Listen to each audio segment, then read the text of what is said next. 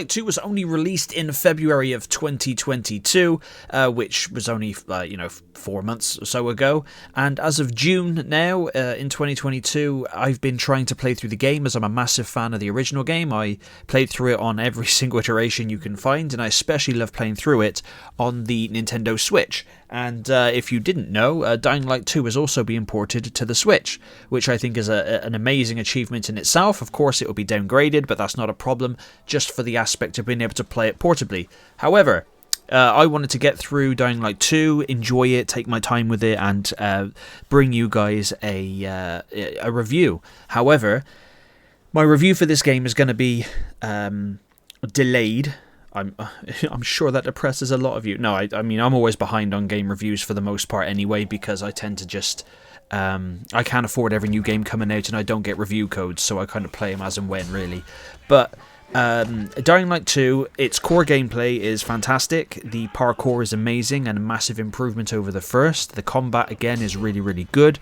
The unlockables, the amount of content in the game, the quest lines, the way that you can craft all your throwing knives and health packs and whatnot.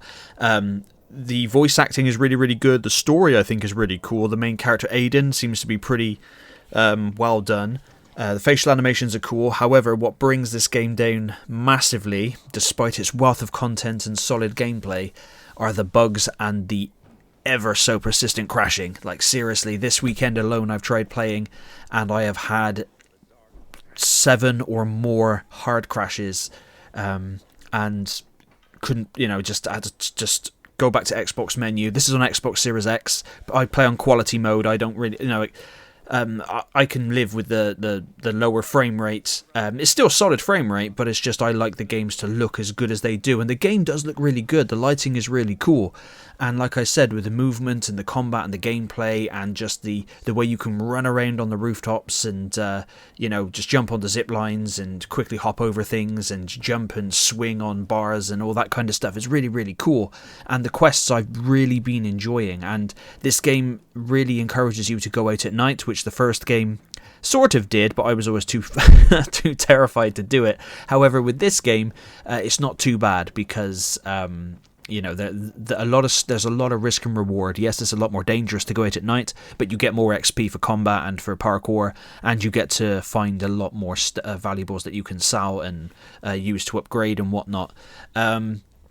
But the bugs, I think is it called banding, where it's like parts of the environment and on you are stretched and the just things go insane. I don't know too much about it, like the specific names of said bugs, but like the skybox as well especially goes a bit bizarre, and it just seems to be a massive glaring issue that Techland need to sort out. And well, I tell you what, I can live with those bugs, because if you just find a bed and then save, or an auto save, and then just shut the game down, turn it back on again, and with the SSD on the Xbox it doesn't take too long to fire a game back up, and then the bugs are gone. But you shouldn't have to close a game down to get rid of bugs. And the crashing, seriously, just after a conversation talking with an NPC, and then all of a sudden the game is frozen and crashed, and I was like, for God's sake. It's happened so many times. It's happened during missions where I've lost a lot of progress because there was no save, and I've had to keep doing it. But it's just happened to me again this morning, and I just thought, do you know what, Dying Light 2 is going to go back on the shelf for the time being until another patch comes out, and I will try again. And if that's not the case, if that doesn't work, then I will only play this game occasionally. I'm going to check out the Nintendo Switch version when that's released, because hopefully they got it all sorted by then. But my God, I wouldn't pick up Dying Light 2 just yet on next gen. I've heard that on old PS4 and Xbox One, it's not too bad. It doesn't crash as often and whatnot. Seems to be an issue with next gen consoles and PC. Like with PC, you've got to do some special stuff in order to get the game to boot and not crash. And some people are getting black screen and crashes after changing the difficulty before they even start a game, which is really bizarre. Now, I can understand why the game was delayed so often. Obviously, they put a lot in it, and Techland, to be fair to them, have given free DLC, and they're continually working on it but it still doesn't excuse the way it was released, and this game was not ready to be released. This is another Cyberpunk issue, and if a game is not ready to be released, these investors and whoever's writing the checks have got to understand and have to learn that if losing a little bit of money at the start is, well, it's nothing compared to the amount of money you're going to lose if you just piss off the fan base and piss off the customers that are going to buy the game.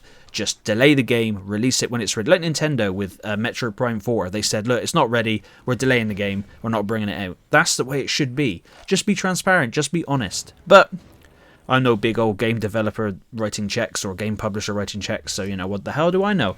But anyway, let me know in the comments down below, have you picked up Dying Light 2, or are you looking forward to it? Like I said, I suggest you wait unless you can find it very, very cheap. But yeah, pop it down in the comments and let's get to the talking. But thank you very much for watching, and I'll catch you on the next one.